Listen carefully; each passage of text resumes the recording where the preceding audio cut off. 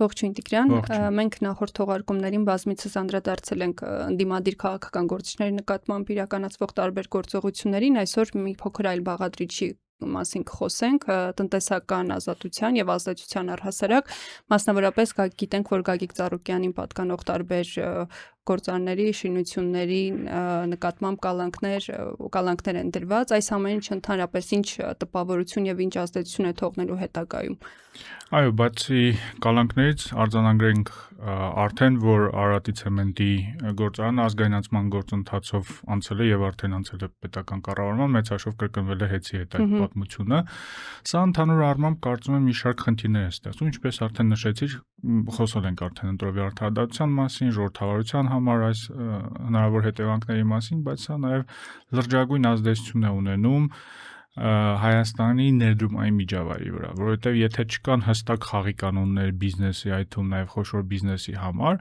ապա բոլոր դերակատարները Հայաստանում ներդրում անելուց առաջ մի քանի անգամ մտածելու են։ Իդեպ խոսքը գնում է ինչպես արտասահմանյան ներդրողների մասին, այնպես էլ հայաստանյան խոշոր գործարարների մասին։ Տես, հիմա այս տրամաբանությունը, որ դու կամ քաղաքականապես լոյալ ես, կամ կարող ես կորցնել քո ունեցվածքը, քո բիզնեսը, եթե սա դառնում է նորմ, ապա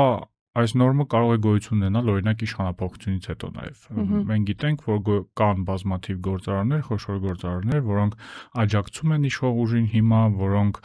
լոյալ են իշխող ուժին եւ այս մարդկանց մոտ նույնիսկ, որոնք հիմա որևէ խնդիրներ չունեն իրենց քաղաքական դիրքորոշման պատճառով,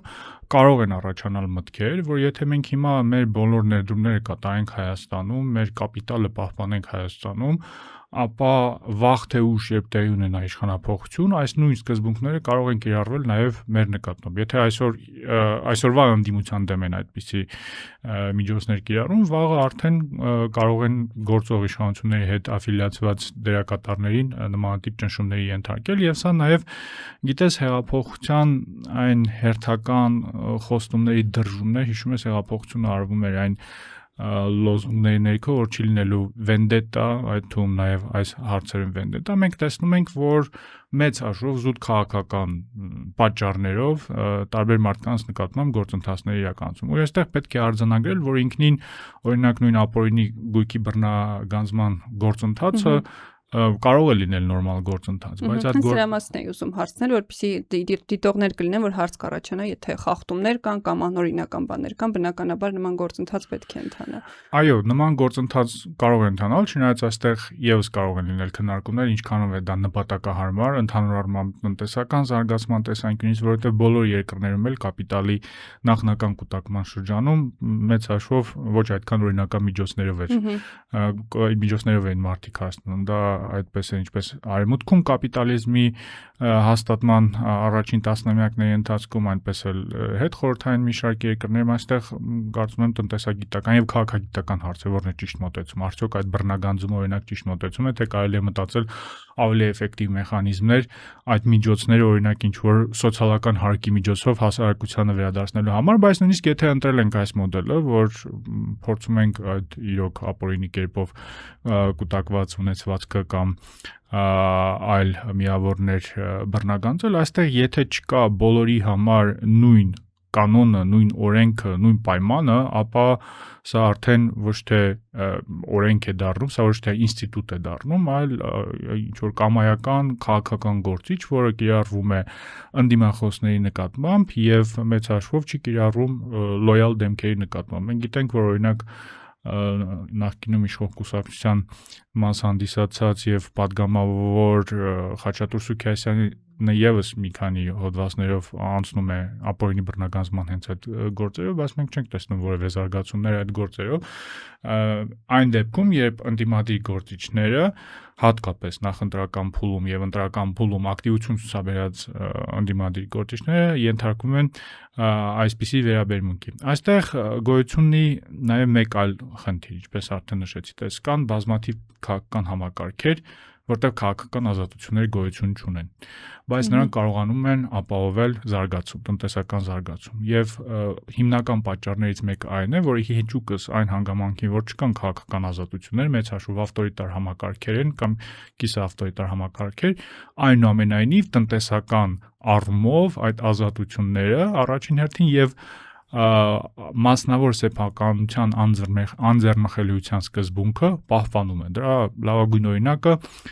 Սինգապուրն է, որը տասնամյակներ շարունակ ժողովրդավարություն չի եղել եւ ժողովրդավարություն չէ, բայց այս հիմնարար սկզբունքները, երբ խոսքը գնում է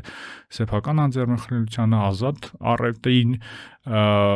ընդհանուր ընդունելի տնտեսական գործունեության կանոններին պահպանում են։ Այդ է պատճառը, ինչու օրինակ այդ տիպի երկիրները զարգանում են։ Երբ խոսքը գնում է օրինակ տնտեսական զարգացման ավտորիտար միջոցների մասին եւ հաջողությունների մասին, այդ ավտորիտար երկրները իհարկե այլ միջոցներ եւս կիրառում են ու կիրառում էին, ինչպես պետական աջակցությամբ, չգիտեմ, արտահանման խթանումը կամ խոշոր ընկերությունների ձևավորումը, բայց այդ ամեն ինչի հիմքում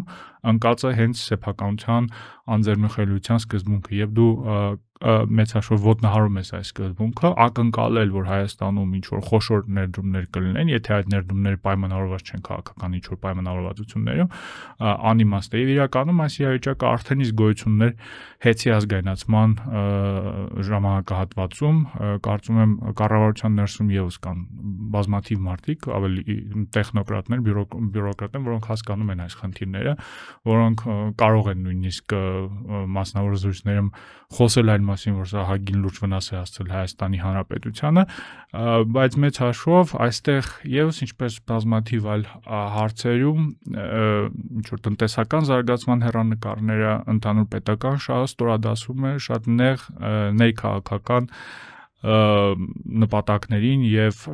շահերին եւ հիմա տնտեսական հարթությունից վերադառնալով քաղաքական հարթությունը, սա այստեղ մեկ այլ կարևորագույն խնդիրի գոյություն ունի, որովհետեւ քաղաքական ազատության հիմքը մշտապես տնտեսական ազատությունն է լինում։ Եթե չկան տնտեսապես անկախ դերակատարներ, որոնք կարող են ազատ գործել այս կամ այն համակարգում, այդ տիպի համակարգերում չի կարող գոյություն ունենալ քաղաքական կայացած ընդդիմություն, չի կարող գոյություն ունենալ քաղաքական այլախոսություն։ Երբ սկսում է ճնշվել տնտեսական ազատությունը, երբ մեծ հաշվով բիզնեսի առջև դրվում է այդ երկընտրանքը, դիլեման, դու կամ քաղաքականապես пассив ես կամ աջակցում ես մեզ կամ չես ունենում այդ բիզնեսը, այդ տիպի համակարգերում առողջ ընդդիմություն չի կարող ձևավորվել։ Եվ սա ցավոք սրտի այն օրինաչափությունն է, որը գոյություն է ունեցել հետխորհրդային շրջանում, ինչպես Հայաստանում, այնպես էլ բազմաթիվ այլ երկրներում, եւ հերթական անգամ պետք է նշենք, որ վերադառնում ենք հենց այդ մինչեւ 18 թվականը գոյություն ունեցող ստատուս կվոին, երբ կրկին տարբեր այլ խոստումներով իշխանությանը եկած քաղաքական ուժը մեծ հաշվով կիրառում է նմանատիպ գործիքներ։ Ու այստեղ կա ավելի մեծ վտանգ նույնիսկ ոչ թե խոշոր բիզնեսի համար, սա նաև ազդակ է ընդհանուր առմամբ բոլոր գործարարներին, անկախ նրանց բիզնեսի ծավալից եւ գործունեության ծավալից, որ քաղաքականությամբ զբաղվելը վտանգավոր է։ Այս դեպքում, երբ իշխանությունը նման գործելավոճ է ընտրել, որքանով է սա կաշկանդելու ընդդիմությանը եւ առհասարակ խորհրդանում ինչպիսի ընդդիմություն են ունենալու։ Այո, իրականում իմ նախորդ ասածը ուղիղ կապ ունի նաև քո այս նոր հարցի հետ, շարունակելով նախորդ միտքը, եթե օրինակ տնտեսական դերակատարները կաշկանդված են ֆինանսավորել տարբեր քաղաքական նախաձեռնություններ, ներգրավվել քաղաքականության մեջ, ապա մեծ հաշվով մենք ունենալու ենք միշտ այնպիսի ընդդիմություն, որը հիմա կա խորհրդարանում, այսինքն խոշոր ինչ-որ օլիգարխիկ բնույթի ընդդիմություն, որովհետև ավելի մանր դերակատարները, երբ տեսնում են, թե ինչ է կատարում այս ավելի խոշոր դերակատարների նկատմամբ, եւ մտածում են, եթե մեծ հաշվով երկրի ամենախոշոր գործարարներին կարողանում են մի քանի օրվա ընթացքում այս օրին հասնել, ապա պատկերացրեք ինչ կարող են անել ավելի փոքր ընկերությունների նկատմամբ, եւ սա զսպում է իհարկե ինչ-որ այլ ընտրանքի առաջացում եւ միգուցե նաեւ քաղաքական նկատի ունի։ Հենց առաջին հերթին քաղաքական այլ ընտրանքի, որովհետեւ ինչպես կարող են օրինակ ներկայիս այս քաղաքական ուժերին, որոնք հայտնվել են խորհրդարանում, այլ ընտրանքներ առաջանան։ Եթե գոյություն ունի, տեղի ունենա հասարակական մոբիլիզացիա, կոնսոլիդացիա, այդ թվում նաեւ բիզնեսի կոնսոլիդացիա։ Եթե օրինակ լինի գործարանների ինչ-որ խումբ, որը կարծում է, որ այս կամ այն ոլորտում սխալ քաղաքականություն է վարվում եւ նրանց շահերը պետք է ներկայացված լինեն նաև քաղաքական դաշտում։ Սա այս մեխանիզմը գործում է բոլոր ժողովրդավարական համակարգերում։ Եվ նրանք մտածեն ինչ որ այլընտրանքային ուժերի ֆինանսավորելու համար, աջակցելու համար, այս պարագայում դա դառնում է ավելի ու ավելի անիրատեսական, որովհետև եթե նորմալ տնտեսական գործունեություն ծավալելու հիմնական պայմանը այն է, որ քաղաքականապես պետք է пассив լինես, ապա երևի բոլորն էլ ընդունելու են այդ խաղի կանոնները։ Հիմա վերադառնալով խորհրդանական ընդդիմության մասին քո հարցին, իհարկե սա լրջագույն խոցելիություն է խորհրդարանում հայտնված ուժերի համար, հաշվի առնելով նրանց գործունեության ոլորտը, հատկապես ուժեղ Հայաստանի պարագայում, որը կարծես թե խոշոր կապիտալի շուրջ ձևավորված քաղաքական ուժը եւ այդ նույնիսկ ուժի անդամներից շատերը տնտեսական գործունեությամբ են զբաղվել երկար տարիներ, այս լծակը մշտապես օգտագործվելու է իշխող ուժի կողմից ինչ որ նպատակների հասնելու համար։ Մենք տեսնում ենք արդեն, որ բազմաթիվ քրեական գործեր կան հարուցված ոչ միայն այդ ուժի, այլ նաև այլ ուժերի նկատմամբ, այստեղ մենք չենք կարող խորանալ եւ հասկանալ արդյոք այդ քրեական գործերի իրավաչափ են, բայց այն թե ոչ, բայց այն որ քաղաքական իհարկե համատեքստ գոյություն ունի ու այս ծավալի քրեական գործեր հարուցվել են հենց ընտրությունների ընթացքում եւ ընտրություններից հետո, սա ակնհայտ է, բայց այո, սա այս գործոնը, որ ընդդիմությունը բոլոր ընդդիմադիր ուժերը մեծ հաշվով օլիգարխիկ բնույթի քաղաքական կուսակցություններ են, ունեն տնտեսական լուրջ շահեր, անցնում են այդ նույն ապօրինի գույքի բռնագանձման գործերով, սա լուրջ լծակ է իշխող ուժի համար, որպեսզի կարողանա իր համար ցանկալի արդյունքների հասնել։ Օրինակ մենք բազմիցս քննարկել ենք սահմանադրական հանրաքվեի թեման եւ արձանագրել ենք, որ իշխող ուժը ունի բավարար մանդատներ նույնիսկ այդ հանրաքվեն կազմակերպելու համար, կարծում եմ այն մեթոդներից մեկը, որը հիմա քննարկվում է իշխող ուժի կողմից, հենց այս տիպի ճնշման միջոցով միգուցե ապահովել բավարար մանդատներ խորհրդարանում կամ առնվազն քվեարկություն խորհրդարանում իրենց նպատակներին հասնելու համար։ Իսկ ով կարող է զսպել այս գործելավոճը առհասարակ, հավանաբար խոսքս քաղաքասարակության մասին է, ով է լինելու ժողովրդավարության սկզբունքների պաշտպան այս դեպքում։ Դե բնականաբար այն պարագայում, երբ չկա պրոժողովրդավարական ընդդիմություն եւ բոլոր անկախ մարմինները արդեն վերահսկողության տակ են գտնվում, այստեղ քաղաքացիական հասարակության եւ անկախ մեդիայի դերն է մեծանում։ Իդեպ վերջերս Thomas Carothers, ով ժողովրդավարության ուսումնասիրության